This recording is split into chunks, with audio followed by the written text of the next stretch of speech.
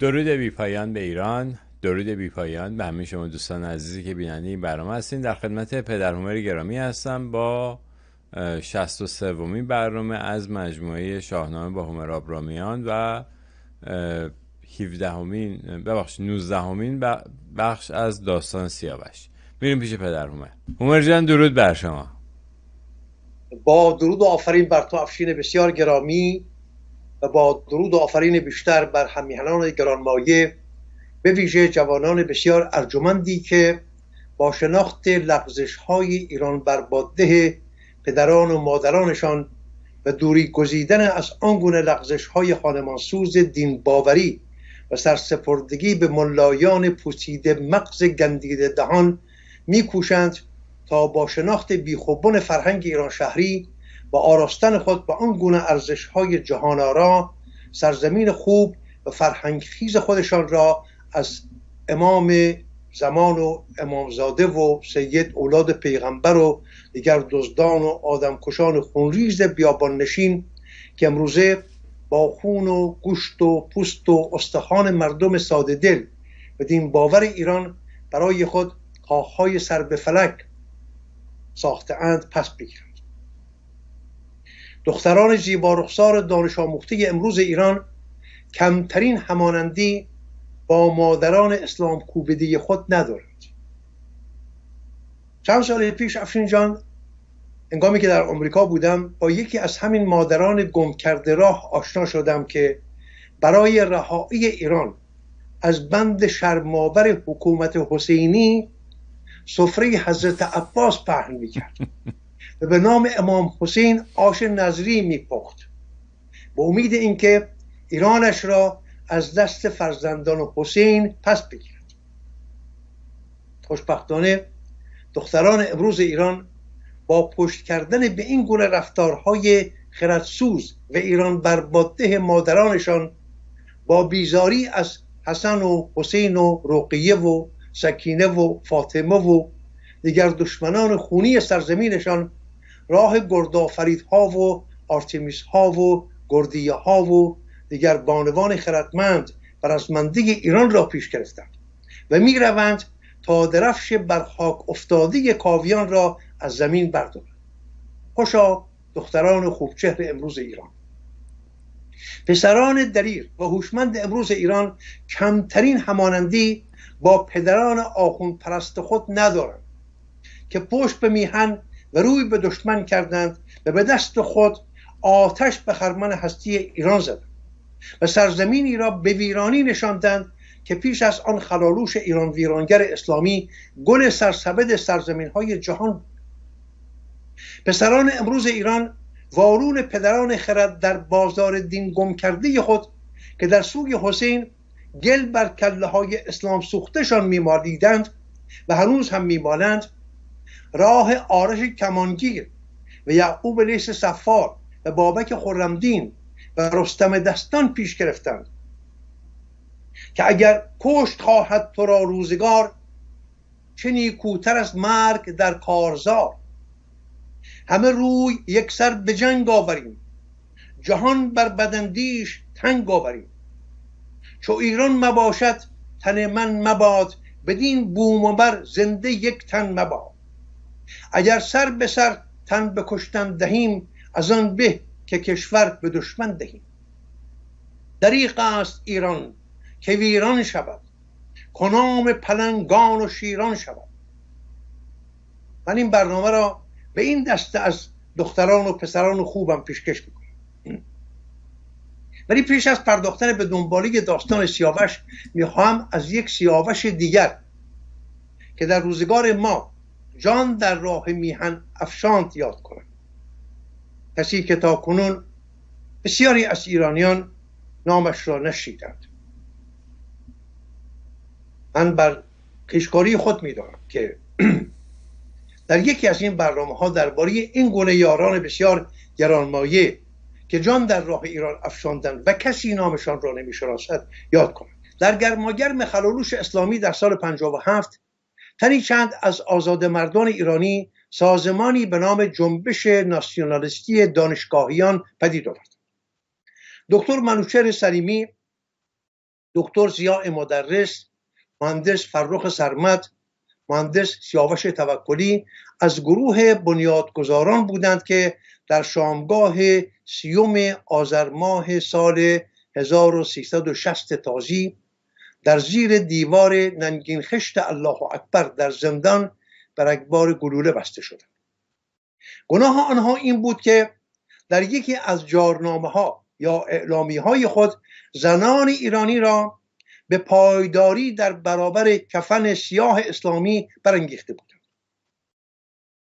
در این جارنامه نوشته بودند: ای زنان آزاده که فرزندان دلاور و میهن پرست ایران را در دامان شایسته خود میپرورانید و همزمان بار سنگین جنبش پرتکاپوی کشور کهنسال ایران را به سوی پیشرفت و فراپویی بر دوش خود دارید و توانا و استوار چون کوه حتی مردان دودل را به پیکار برمیانگیزید. این سخنان سال 1360 است. جنبش زن زندگی آزادی را به یاد بیاورید و ریشه های آن جنبش را در این سخنان پیدا کنید.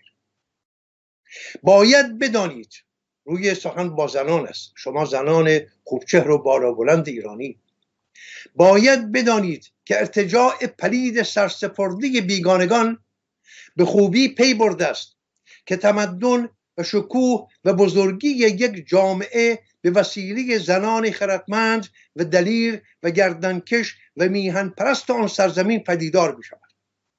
از همین رو از همه کوشش و دانش و توانش خود را در ببند کشیدن و اسیر ساختن زنان شیردل و رزمنده آن سرزمین به کار می‌بندد تا این توانمندان پولادین و شکست ناپذیر را از میان بردارد، پشت مردان مبارز را تهی کند و آنها را یکی پس از دیگری به خاک و خون کشد. ای شیر زنان ایرانی که دل در سینه هاتان برای ایران، برای این سرزمین با فر و فرهنگ می‌تپد. ارتجاع پلید قصد انهدام شما، پار کردن شما، خفت دادن و بی‌حیثیت کردن شما را در برابر ملت ایران و در برابر دید مردم جهان و در برابر زادمان آینده و تاریخ این سرزمین دارد. اندکی واپس نشینی در برابر این یورش های ایران ستیزانه و اندکی دودلی باعث می شود آنچنان در فروچالی بدبختی و نکبت فرو افتید که در اندیشه هم نمی گنجد. روز همبستگی و پیوند ملی برای رهایی زن آزاده و نیک اندیش ایرانی است که کلید رهایی کشور از این دامچالی سیاه روزگاری در دستان اوست. پس تو ای زن ایرانی، تو تنها برای رهایی خود از این روزگار تیره نمی کوشی، تو برای رهایی ایران از چنگال دشخیمان و آدمکشان تازی پرست و خوناشام میکوشی که از هیچ گونه پستی و ستمگری بر مردم ایران و فرزندان برومند این سرزمین اهورایی دریغ نمی‌ورزند. نیروهای رهایی بخش ایران را یاری دهید و چون شیران خشمگین بخروشید و کران تا کران جهان را پر از آوای ایران کنید. فرزندان دلیر و جان برکف کاوه آهنگر سرانجام درفش پرنازش کاویانی را بر چهره زشت ضحاک روزگار نو خواهند کوبید. ای شیر زنان رزمنده، بیان حسن تو نتوان ز روی تخمین کرد که خلقت تو ندانم خدا چه شیرین کرد. چو آفتاب خطاگوییش بود روشن هر آن که نسبت رویت به ماه و پروین کرد. سیه پوشی زن در عزای معرفت است که جهل شیخ به پا این بنای ننگین کرد. به هر کجا که کشاند عنان خواهش وی، ولی بتازد هر آن کس که اسب خود زین کرد. قیام باید و مردانگی و همت و زور که دفع دشمن نتوان به آه و نفرین کرد. حذر ز مسجدیان که این هواپرستان را شناخت ایزد و زان نامشان شیاطین کرد. چو شیخ پیش قدم بوده در حجاب زنان، ورا علاج بباید دم نخستین کرد. کفن بباید کرد عمامه بر تن شیخ، که مردشو نتواند کفن به از این کرد. میهنانم با همین سخن شما می توانید ریشه های جنبش ایرانساز زندگی آزادی را پیدا کنید و گمان نبرید که این جنبش ورجاوند بنیاد زن، زندگی، آزادی با کشته شدن دختر زیباروی و نیکسرشت ایران مهسا ژینا امینی پا گرفت.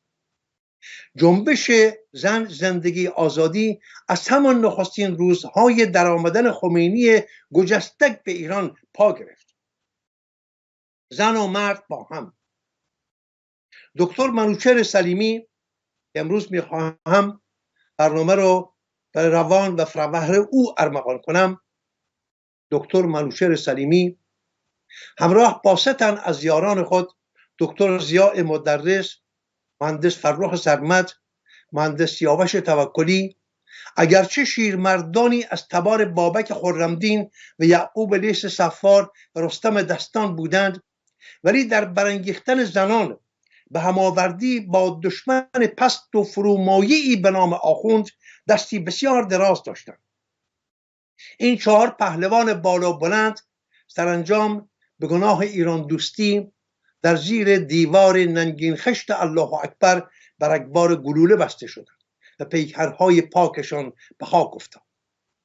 این دلاوران ایران زمین به دشخیمان پلید و خوناشام حکومت ننگین دامن اسلامی پروانه ندادند که چشمانشان را ببندند و پیش از فرمان آتش صدا در صدای هم خروش برکشیدند: زنده باد ایران! آنها همچو آرش شیواتیر بر چکاد جوانمردی بالا برافراشتند و نام پرپژواک ایران را ندا کردند تا چگونه مردن را به من، به تو و به ما رزمندگان راه آزادی ایران بیاموزند. درود بر روان و فروهر همه آزاد زنان و بزرگ مردانی که آرشوار جان در راه آزادی ایران و مردم ایران افشاندند و از خون آنها نهالهای دیگری مانند مجید رضا رهنوردها و نیکا شاکرمی ها و دیگران روییدند و بالیدند. یک بار دیگر درود میفرستم بر روان و فروهر این یار بسیار بسیار گرانمایه و رزمنده دکتر منوچهر سلیمی و یاران دیگری که همراه با او بر اکبار گلوله بسته شدند. خب اکنون بپردازیم به دنباله داستان سیاوش. پوزش میخواهم اگر اندکی زمان برباد دادیم، ولی خواستم بگویم که شاهنامه به پایان نرسیده است. ما خودمان امروز هر یک از ما یک شاهنامه ایم. دنباله شاهنامه فردوسی. نمیدونم افشین تا با سخن من همراه هستی یا نه. آیا مجید رضا رهنورد چه کم داشت از هر یک از پهلوانان بالا بلند شاهنامه؟ نیکا شاکرمی ها و دیگران، همه دختران و پسران ایرانی که بودند و هستند، هر یک از اینها یکی از پهلوانان شاهنامه اند. شاهنامه امروز، هر روز ما شاهنامه نوعی می سراییم. خب تا آنجا خواندیم که افراسیاب از سیاوش خواست که گشتی در سرزمین توران بزند و هر بخشی که دلخواه اوست را برای مالش همیشگی خود برگزیند. در بکارگیری این فرمان پیران سیاوش را همراهی کرد تا رسیدند به ختن که زادگاه پیران بود. بزرگان آن سرزمین همه شادمانه به پیشباز آمدند و سرانجام به جای بسیار خوش آب و هوا با چشماندازهای بسیار هوش‌ربا رسیدند. در یک سو کوههای سر به فلک کشیده و پوشیده با گل و گیاه و درختان سرو و آزاده و در سوی دیگر دریا. سیاوش به این سرزمین دل باخت و به پیران گفت: من در همین جا ماندگار خواهم شد و شهری برای خود در همین جا خواهم ساخت، شهری که در جهان بی همتا باشد. اکنون میپردازیم به دنباله داستان که با نام گنگدش در شاهنامه آغاز می شود و پیشگفتاری دارد از سوی خود فردوسی بزرگ. میگوید کنون برگشایم در داستان، سخنهای شایسته باستان. یکی داستان گویمت بس شگفت، که اندیشه از وی توان برگرفت. اندیشه برگرفتن گواش از آموختن است. داستان آموزنده ای که بتوانی از آن بیاموزی و آموخته های خود را در زندگی به کار بندی. ز گنگ سیاوخش گویم سخن، از آن شهر و آن داستان کهن. بر او آفرین کو جهان آفرید، ابا آشکار و نهان آفرید. خداوند دارنده هست و نیست، همه چیز جفت است و ایزد یکیست. چو گیتی تهی ماند از راستان، تو ایدر به بودن مزن داستان. روی سخن فردوسی در اینجا با خود و با کسانی مانند من است. میگوید در روزگاری که جهان از داشتن بزرگانی مانند رستم و زال و کاوه آهنگر و فریدون و جمشید و سیاوش و کیخسرو تهی است، از کدامین ارزش سخن میتوان گفتن؟ کدامین داستان میتوان پرداخت؟ آیا گوشی برای شنیدن این گونه داستان ها هست؟ فردوسی خودش به خودش میگوید کجا آن سر و تاج شاهنشهان، کجا آن دلاور گرامی مهان، کجا آن بزرگان با تاج و تخت، کجا آن نیاکان پیروز بخت، کجا آن هوشیوار دانندگان، همان رنج بردار خوانندگان، کجا آن بتان پر از ناز و شرم، سخن گفتن خوب و آوای نرم، کجا آن که سودی سرش را به ابر، کجا آن که بودی شکارش هژبر. همه خاک دارند بالین و خشت، خنک آن که جز تخم نیکی نکشت. ز خاکی ما باید شدن سوی خاک، همه جای ترس است و تیمار و باک. تو رفتی و گیتی بماند دراز، کجا آشکارا بدانیش راز. سخن بسیار بسیار اندیشه انگیزی است. چندین سده پس از فردوسی، سخن پرداز خوش پرداز دیگری به نام حافظ به این بار از سرزمین فارس برخاست و در دنباله همین سخن گفت یاری اندر کس نمی بینم، یاران را چه شد؟ دوستی کی آخر آمد، دوستداران را چه شد؟ آب حیوان تیره گون شد، خضر فرخ پی کجاست؟ خون چکید از شاخ گل، باد بهاران را چه شد؟ کس نمی گوید که یاری داشت حق دوستی، حق شناسان را چه حال افتاد، یاران را چه شد؟ لعلی از کان مروت بر نیامد سال هاست، تابش خورشید و سعی باد و باران را چه شد؟ شهر یاران بود و خاک مهربانان این دیار، مهربانی کی سر آمد، شهریاران را چه شد؟ گوی توفیق و کرامت در میان افکندند، کس به میدان در نمی آید، سواران را چه شد؟ 100 هزاران گل شکفت و بانگ مرغی بر نخاست، عندلیبان را چه پیش آمد، هزاران را چه شد؟ زهره سازی خوش نمی سازد، مگر عودش بسوخت، کس ندارد ذوق مستی، میگساران را چه شد؟ حافظ اسرار الهی کس نمی داند، خموش از که می پرسی که دور روزگاران را چه شد؟ برگردیم به فردوسی. چو شد سال بر 66 چاره جوی، رسیده است به 66 سالگی. خودش به خودش بگوید اکنون زمان رسیده است که چاره بجویم برای خود. 6 سال بر 66 چاره جوی، ز بیشی و از رنج برتاب روی. تو چنگ فزونی زدی در جهان، گذشتند از تو بسی همرهان. در فراز و فرود این گذرگاه ناپایدار، باد خزان چراغ زندگانی بسیاری از یاران تو را خموشید. منوچهر فرهنگی رفت، منوچهر سلیمی رفت، آله دارفک رفت، کوروش آریامنش رفت، فریدون فرخزاد رفت، رضا فاضلی رفت، فرود فولادوند رفت، مسعود انصاری رفت، شایان کاویانی رفت. تو هنوز مانده ای و همچنان آزمندانه بیش میخواهی. تو چنگ فزونی زدی در جهان، گذشتند از تو بسی همرهان. نباشی بر این نیز هم داستان، یکی بشنو از نامه باستان. چو آن نامداران جهان شد تهی، تو تاج فزونی چرا برنهی؟ از ایشان جهان یکسر آباد بود، بدانگه که اندر جهان داد بود.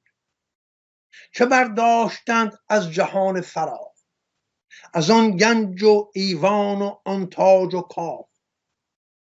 کنون بشنو از گنگدش داستان، بدین داستان باش هم داستان. هم داستان در اینجا یعنی همراه. چو گنگدش در جهان جای نیست، بر آنسان زمینی دلارای نیست. که آن را سیاوش برآورده بود، بسی اندرو رنج ها برده بود. در اینجا نشانه های گیتاشناسی یا نشانه های جغرافیایی گنگدش را به ما نشان میدهد. به 1 ماه زان روی دریای چین که بینام بود آن زمان این زمین. دریای چین بخشی از پهنام بزرگ یا اقیانوس کبیر از ژاپن تا پایانی جنوبی جزیره مانند مالی است که جزیره فرموز یا تایوان آن را به 2 بخش دریای چین خاوری و دریای چین جنوبی از هم جدا می‌کند. با نشانی هایی که فردوسی از گنگدش به ما می‌دهد، از دریای چین تا سرزمین گنگدش که سیاوش بساخت 1 ماه راه است. البته 1 ماه راه با اسب و شتر، نه با خودرو یا با هواپیما. میتوان گفت پیرامون 1000 کیلومتر، کمی کمتر یا بیشتر. بیابان بباید چو دریا گذشت، ببینی یکی پهن بی آب دشت. همان گونه که از دریا گذشتیم باید از یک بیابان بی آب و گیاه هم بگذریم تا برسیم به شهر و آبادی. چو این بگذری بینی آباد شهر، که از آن شهرها برتوان داشت بهر. هنوز به گنگدش نرسیدیم. این شهر آباد بر سر راه گنگدش است، نه خود گنگدش. از این شهر که بگذری از آن پس یکی کوه بینی بلند، که بالای او برتر از چون و چند. بلندای این کوه در اندازه نمی گنجد. فردوسی میگوید من نمیتوانم بگویم چه اندازه، 5000 کیلومتر، 10000 کیلومتر، نمیدانم چه اندازه، 5000 متر. کوهی است بسیار بالا بلند و سر به فلک کشیده. بر این کوه را گنگدش در میان، بدان کت ز دانش نیاید زیان. گنگدش در دل این کوه جای دارد. چرا؟ برای اینکه از گزند دشمنان در پناه بماند و دست تاراجگران و فزونخواهان به دامنش نرسد. چو فرسنگ 100 گرد بر گرد کوه، ز بالای او چشم گردد ستوه. گرداگرد این کوه را باید با 100 فرسنگ اندازه گرفت و بلندایش چنان است که چشم توان تماشایش را ندارد. ز هر سو که پویی بر او راه نیست. همه گرد بر درد او بر یکیست. بدین گونه 32 فرسنگ تنگ، از این روی آن روی دیوار سنگ. دیواری ساخته شده از سنگ‌های بزرگ به درازای 32 فرسنگ گرداگرد شهر کشیده شده است.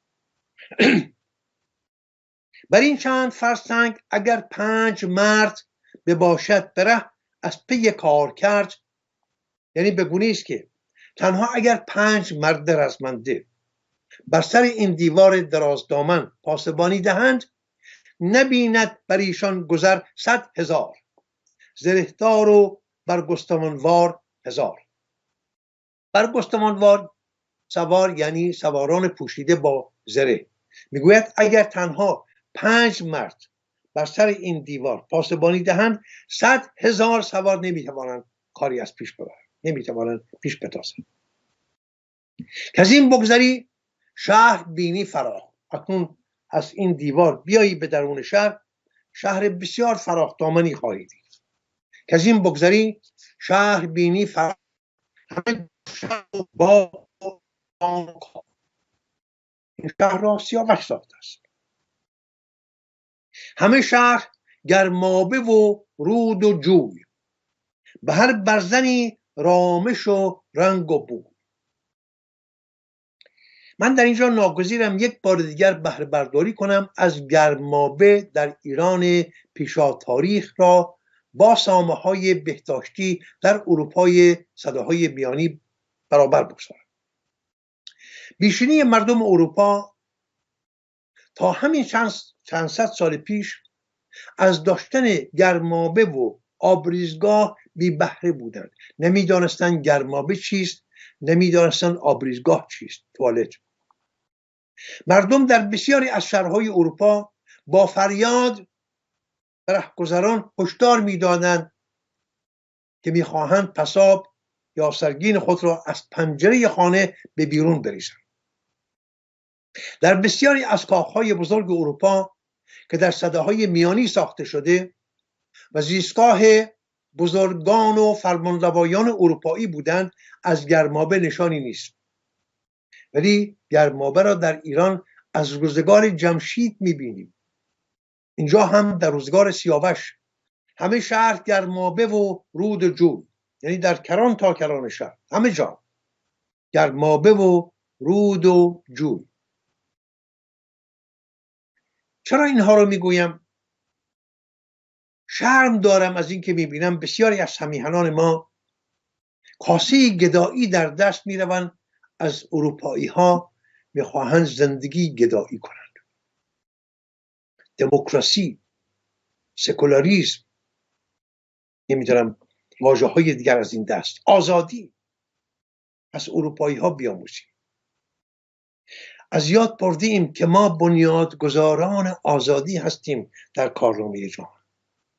از یاد بردیم که همه اینهایی که اروپایی ها دارن از ما گرفتن و چه شرم‌آور است که امروز ما کاسه گدایی بگیریم در دست برویم به شیوه دموکراسی اروپایی، شیوه دموکراسی آمریکایی بخواهیم دوباره کشورمان رو بسازیم.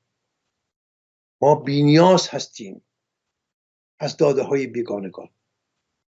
گنجینه های فرهنگ ایران را بشناسیم و خود را به این زیورها بیاراییم. کاسه گدایی را بر زمین بگذاریم. به هر برزنی رامش و رنگ و بوی. یک بار دیگر میخوانم: همه شهر گرمابه و رود و جوی، به هر برزنی رامش و رنگ و بوی. همه کوه نخچیر و آهو به دشت، چو این شهر بینی نشاید گذشت. رهگذری که گزارش به این شهر بیفتد توان گذشتن از آن را نخواهد داشت. همین که این شهر را دیدی همونجا ماندگار خواهی شد، نمی توانی بروی. تزروان و طاووس و کپک دری، بیابی چو از کوه ها بگذری. نه گرماش گرم و نه سرماش سرد، همه جای شادی و آرام و خرد. نبینی بدان شهر بیمار کس، یکی بوستانی از بهشت است و بس. همه آبها روشن و خوشگوار، همیشه بر و بوم او چون بهار. در آزای و پهناش 30 بار 30 بود گر بپیمایدش پارسی. پارسی یعنی ایرانی. از این سخن چنین برمیآید که شیوه راهپیمایی ایرانیان با دیگران همسان نبوده است و اینکه این همه در ستایش این شهر میکوشد فردوسی بزرگوار میخواهد به ما نشان دهد که منش ایرانی بهسازی جهان است. ببینید درست است که آن سرزمین زیبا بود، از یک سو دریا، از یک سو کوههای سر به فلک کشیده، ولی این آدمی است، سیاوش این ایرانی است، یا بهتر است بگویم آدمی، ایرانی یا غیر ایرانی.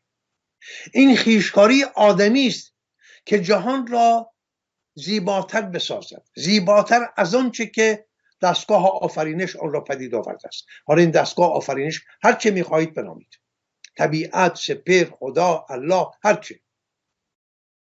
و خویشکاری آدمی این است که جهان را پیش ببرد، جهان را زیباتر بسازد. و این را در داستان جمشید به یاد داریم که گفتم که اهورامزدا از جمشید خواست که جهان مرا ببانان، جهان مرا بگستران، و جمشید گفت آری این کار من است، من جهان تو را ببانانم، من جهان تو را بگسترانم. و اینجا سیاوش دنبالی کار جمشید را پی گرفته است، جهان را میباناند، جهان را زیبا میکند، شهری میسازد. خب اینجا میتوان پرسید آیا سیاوش مهندس بود؟ من نمیدونم، شاید بود، شاید هم نبود. ولی اگر هم مهندس نبود، دست کم این دانش رو داشت که مهندسین رو به کار فرا بخواند، بهترین مهندسین را گرد بیاورد به شهری چنین زیبا بسازد، کارشناسان رو گرد هم بیاورد، هم‌حضورشان کند و چنین شهری پدید بیاورد. 1.5 فرسنگ بالای کوه که از رفتنش مرد گردد ستوه، از آن روی هامونی آید پدید که از آن خوبتر جایگه کس ندید. برفتش سیاوش آن را بدید، بر آن را ز توران زمین برگزید. تن خویش را نامبردار کرد، فزونی ز یک نیزه دیوار کرد. ز سنگ و ز گچ ساخته رخام، از آن گوهری کش ندانیم نام. رخام یعنی سنگ مرمر. گوهر در اینجا گونه ماده معدنی است که میگوید نمیدانیم چیست. گونه ماده معدنی همراه با سنگ مرمر. ز صدرش فزون است بالای او، همان 35 است پهنای او. رش یعنی بازو. یگان اندازه‌گیری هم هست. برخی از واژه‌نامه‌های کهن آن را از سر انگشتان تا آرنج دانستند و برخی دیگر بازه 2 دست هنگامی که از هم بگشایند. نیاید بدو منجنیک نتیر، بباید تو را دیدنش ناگزیر. منجنیک با کاف، منجنیک فارسی است به نام یک دستگاه سنگ‌افکن. پیشینیان آن را به جای توپ به کار می‌بردند. تازیگویان آن را به ریخت منجنیق درآوردند و با قاف تازی نوشتند. کار بسیار بسیار زشتی است. واژگان پارسی را آنگونه که پارسی هستند باید گفت و نوشت. این منجنیک است، نه منجنیق. بلنداغ و ستبرای این دژ و بارو چنان بود که شهر را از گزند سنگ‌های پرتاب شده از منجنیک هم دور نگه می‌داشت. یعنی اگر دشمن با صدها منجنیک هم می‌آمد باز هم نمی‌توانست کاری از پیش ببرد. که آن را کسی تا نبیند به چشم، تو گویی ز گوینده آید به خشم. فردوسی نگران است که خوانندگانش بلنداغ و ستبرای این دژ و بارو را آنچنان که او گزارش می‌کند نباورند و از گزافه‌گویی‌های او به خشم آیند. آرزو می‌کند که ای کاش مردم این دیوار را از نزدیک می‌دیدند تا سخنش را بباورند. ز تیغش 2 فرسنگ تا بوم خاک، همه گرد بر گرد خاکش مغاک.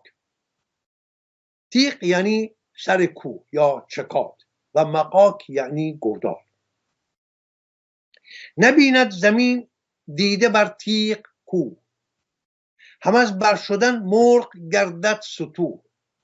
بیننده‌ای که پای بر زمین دارد توان دیدن ستیغ این کوه سر به آسمان کشیده را نخواهد داشت.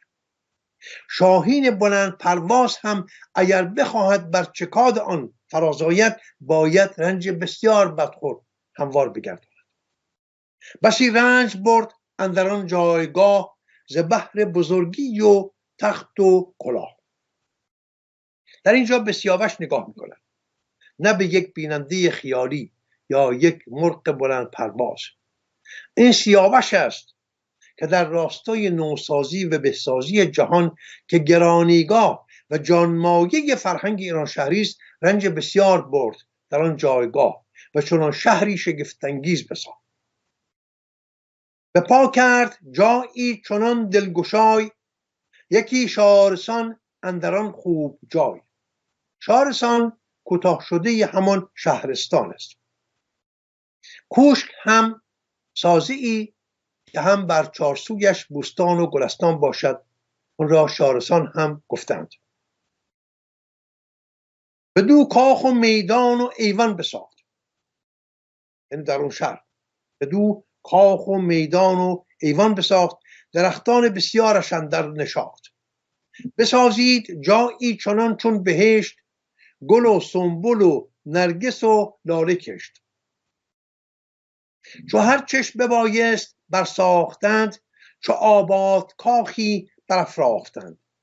چنان بود که روزی سیاوخش راد، خود و گرد پیران ویسه نژاد.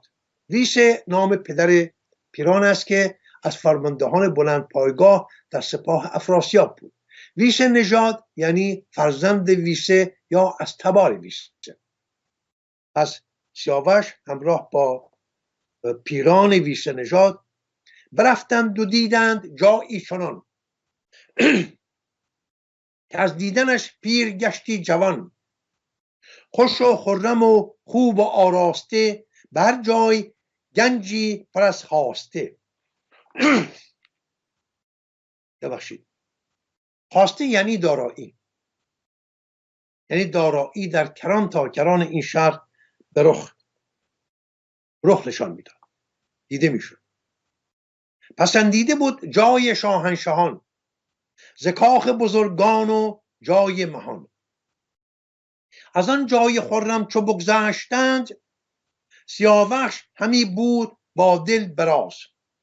از اخترشناسان بپرسید شاه، که ایدر یکی ساختم جایگاه. ایدر یعنی اینجا. سیاوش پس از پایان کار شهرسازی از اخترشناسان که در اون روزگار کارشان سکه بود میپرسد که آینده مرا در این شهر پیش بینی کنید، به من بگویید آیا من در این شهر خوشبخت خواهم زیست؟ از او فر و بختم به سامان بود، یعنی از این شهر از او فر و بختم به سامان بود. او یا دل ز کرده پشیمان شود، یا دل ز کرده پشیمان شود، پشیمان خواهم شد از کاری که کردم. این شهری که من ساختم آیا مایه شادمانی به بهروزگاری من خواهد بود یا مایه تیره بختی و سیه روزگاری من؟ بگفتند یک سر به شاه زمین، که بس نیست فرخنده بنیاد این. یک سر یعنی همگی، همه یک صدا. همه یک صدا گفتند که هیچ نشان از فرخندگی در این سامان نمی بینیم. از اخترشناسان بشد پر ز خشم، دلش گشت پر درد و پر آب چشم. ببینید درجه باورداشت به سخن اخترشناسان را. نشانه های بسیار فراوان این گونه باورها که ریشه در آن روزگاران کهن دارند را هنوز هم همیهنان هم به روشنی و فراوانی در همبودگاه ایرانیان در همه جا میبینیم. این همه فال قهوه و فال ورق و فالبین و فال حافظ و اینها همه تهمانده های همان نگاه هستند. لگام تکاور همی داشت نرم، همی ریخت از دیدگان آب گرم. تکاور یعنی اسب تیزرو. انان تکاور همی داشت نرم یعنی شتابی در رفتن و رسیدن نداشت. میرفت بی آنکه به درستی بداند کجا میرود و چرا میرود. میرفت تنها برای اینکه رفته باشد، شاید برای اینکه از خود بیرون رود، یا شاید از بخت بدهنجار خود بیرون رود.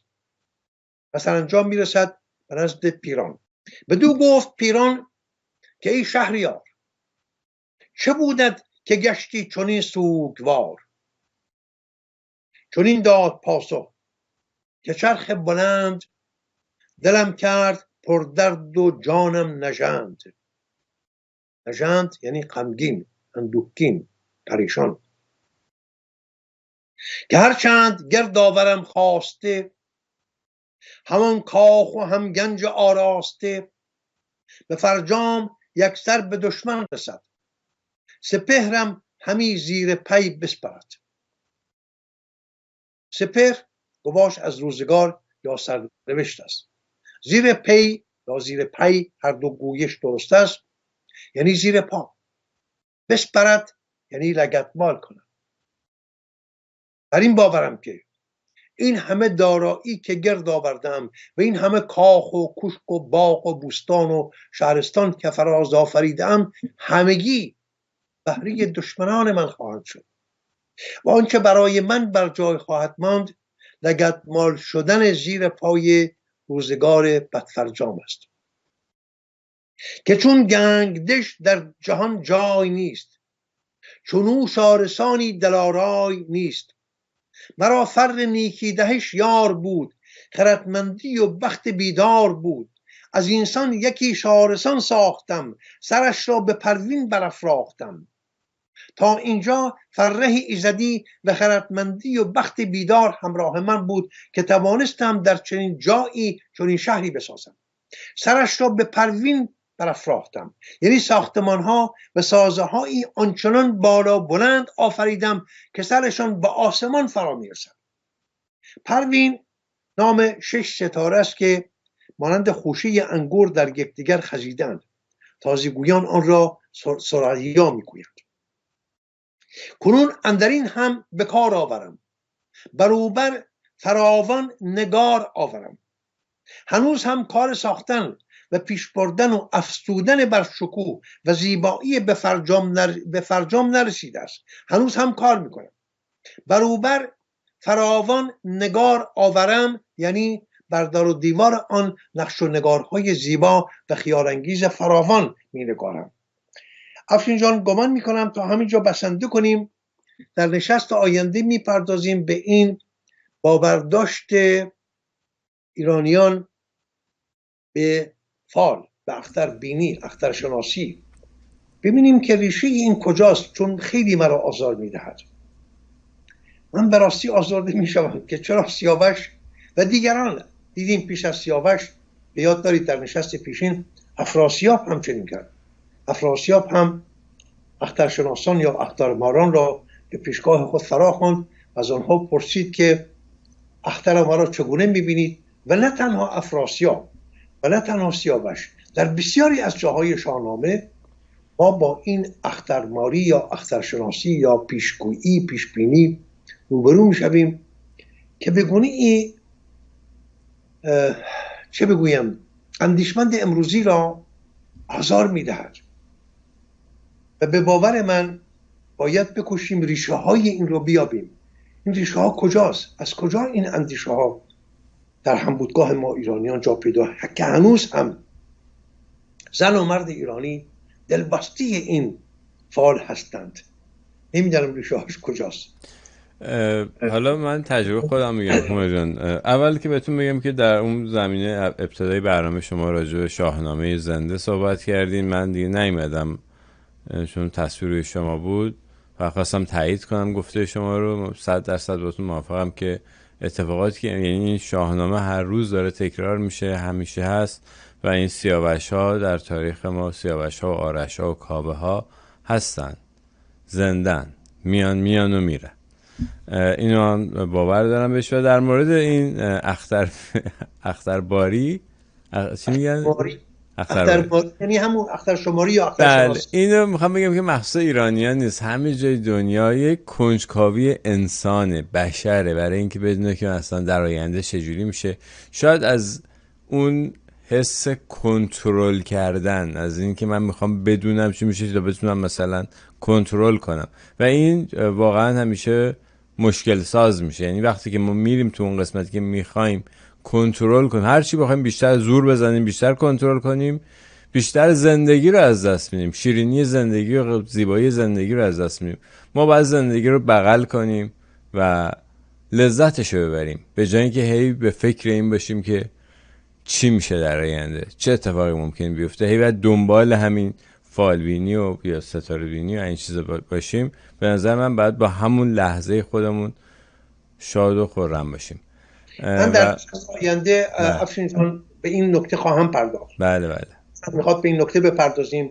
چرا من سر آشتی ندارم با این فالبینی؟ بلکه در هیچ بخشی از ریشه های فرهنگ ایرانی من این رو ندیدم. وارون این هست. برای نمونه آموزه های زرتشت 100% وارون این هست. زرتشت سخنی میگوید که تو امروز گفتی، یعنی زرتشت از زندگی میگوید، از خرد میگوید، کاری به این که اخترشناسان چه گفتن نداره. ولی در نشست آینده میخوام نشان بدهم که این اندیشه ها از کجا آغاز شد، از کجا رخنه کرد. درست مانند یک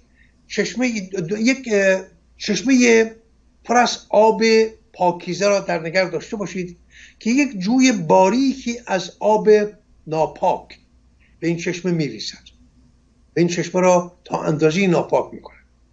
اون چشمه فرهنگ ایران شهری است، ولی جویهای دیگری از کرانه های دیگر، از دینهای ابراهیمی و از اروپا در پی یورش اسکندر به ایران آمدن و آیین زروانی در ایران ریشه گرفت.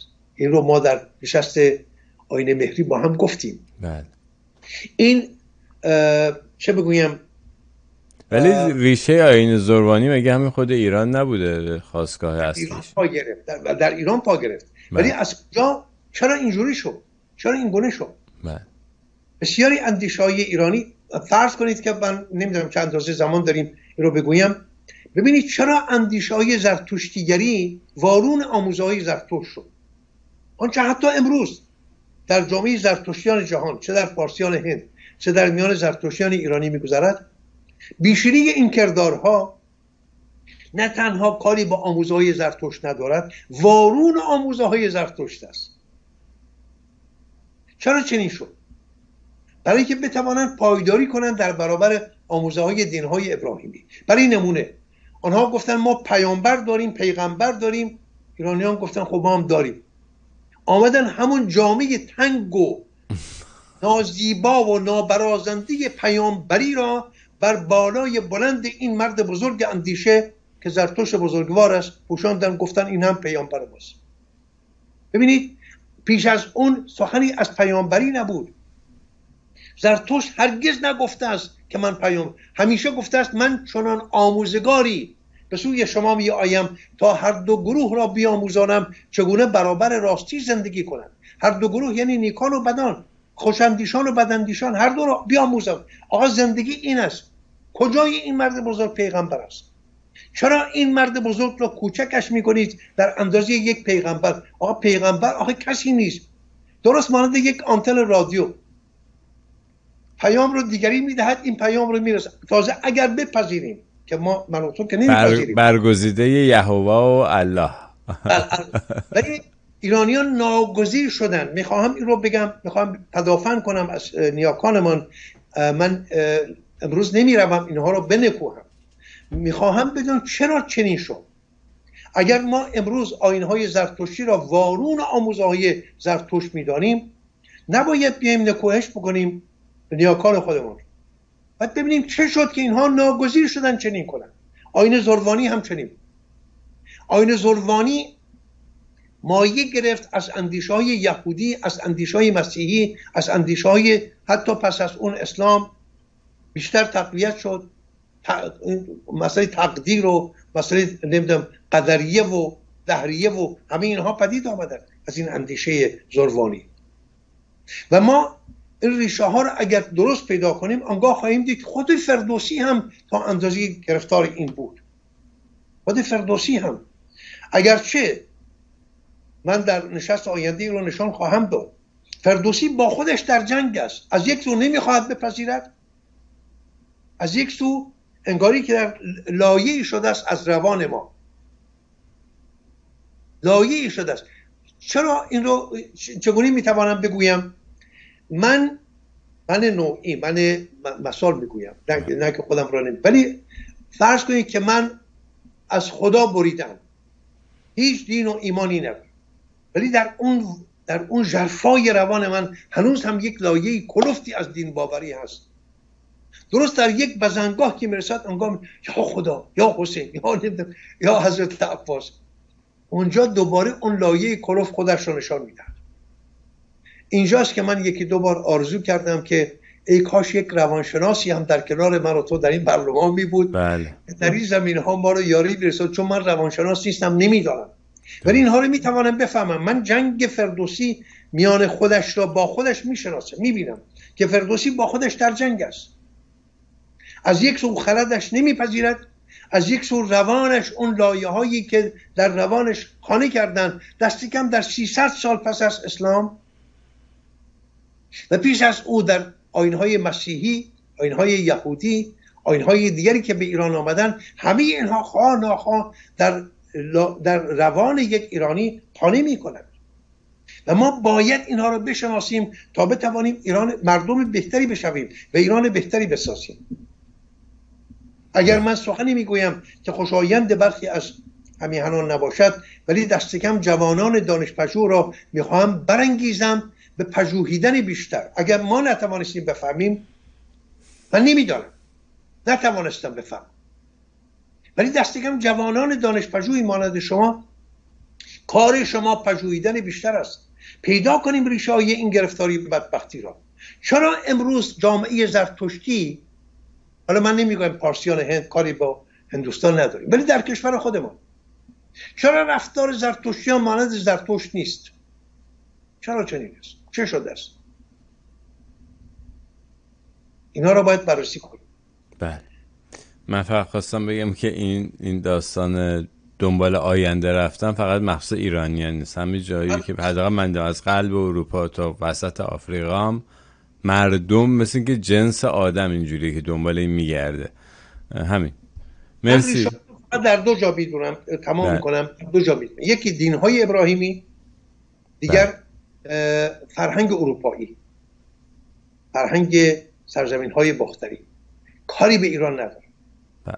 ایران باید خودش را براهاند. ایران باید خودش را براهاند از داده‌های اروپایی و از داده‌های دین‌های ابراهیمی. ایران هیچ نیازی ندارد به هیچ یک از این اندیشه‌ها. می توانیم بهترین ها رو بگیریم، ولی نمیگویم که یک سر بار بکشیم، نه، سوال من این نیست. اگر چیز خوبی هست خب می توانیم بیاموزیم بگیریم، ولی گدایی نکنیم چیزهایی که به درد ما نمیخوره. یکیش همین است. درست. نشست دیگر. سپاس. تا بعد. بدرود.